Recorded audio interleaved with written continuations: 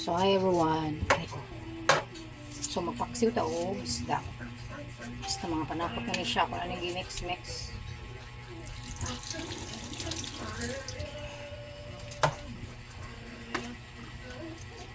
Nato ni siya panita. Nato na lang tarong og gugas kay hasol kay ning luy adaghay mga sa pani.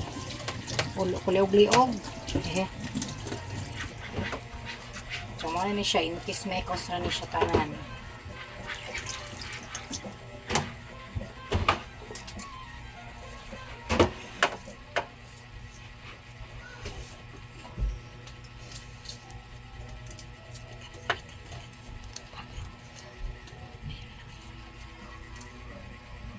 Tapos, ito na dahil yung asinan.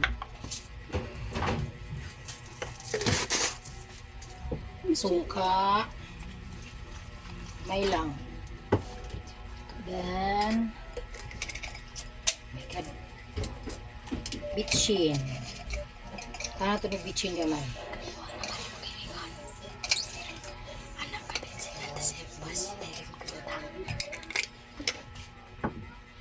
And then, antong oil.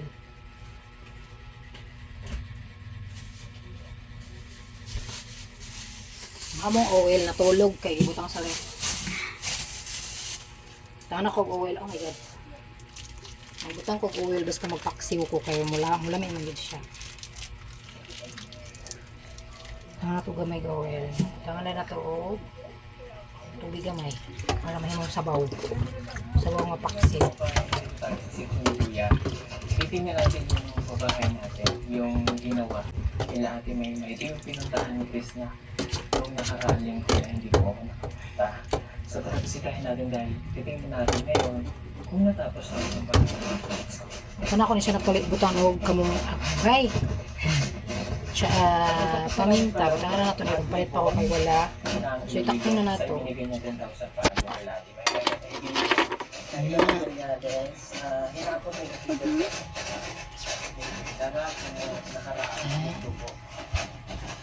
At ang kapanga yung magpunta po natin Sumana na siya ipaksiw. so mainit ang araw. Diyan nato na siya tilawan kung sakto ba ginagihang lamig.